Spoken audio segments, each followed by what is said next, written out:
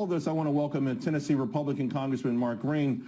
Congressman Mark Green, thanks for joining us. You know, I thought about you with this Nissan news. It's hitting every single state, some differently than others.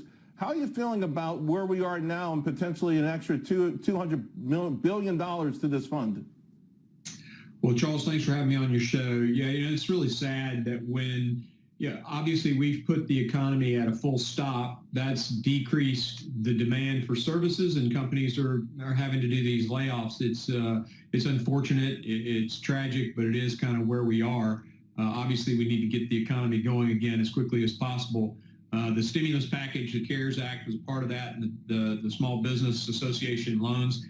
We've seen just billions of dollars being applied for. We've seen a little bit of a, slowdown in some of that today, but we're going to wind up probably getting through that money pretty quickly. It was roughly $350 billion. Right. As long as we stay targeted on that, payroll protection piece of this, I'm comfortable with it. We have to be very, very careful. If we go outside that and we let Speaker Pelosi get involved and she starts throwing more pork at the thing, it's going to do more harm to the economy and the markets than what we really need to have happen. Yeah. So we've got to make sure that anything they do is targeted. It's that piece of this CARES Act is the best part of the act, and we should.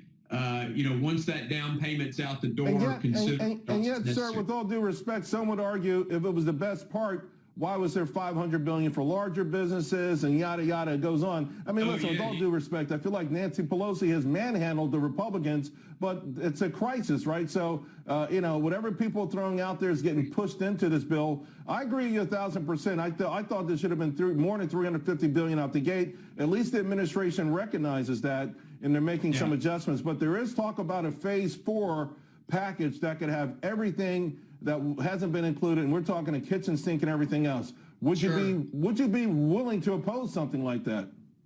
Absolutely. We're going to push back on all of the additional pork she tries to put in it. We cannot tolerate that. The markets, the economy are not going to, the debt, it's just not going to work for the country. I mean, the other day when we voted, with this particular plan, we pulled a lot of stuff she had in there, Green New Deal stuff. We pulled all of that out and we still had to eat a little bit of the pork to get the help to both the checks to the public and the businesses, their loans. Hopefully, this next piece will just be very targeted and focused on that small business portion. Let's talk about oversight for a moment. This has now become a major debate. President Trump removing Glenn Fine.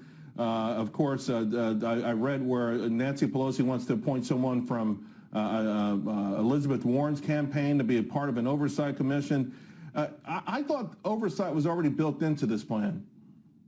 Absolutely. We not only have a House Oversight Committee, we put 3 additional oversight mechanisms into the CARE Act. We don't need any more government oversight, and we certainly don't need what Nancy Pelosi wants it to be, more impeachment, Mueller stuff. That all they're doing is trying to detract from the president's job. That's it. That's the purpose of whatever she's got going now, because there's plenty of oversight already built into the House of Representatives. We don't need it. You've been pretty critical of China and what's happened there, of course. In addition to in the beginning of this, now apparently they've gone on a full offensive with this public relations campaign around the world. Some would call it a misinformation campaign around the world. What has you most upset about all of this? I think, the most egregious thing is you take a look at Italy. They actually donated PPE to China early on, and then when they needed it, China charged them for the same PPE back. If you can believe that. I mean, it's unconscionable. The virus came from their wet markets, which we insisted that they closed down after the SARS infection.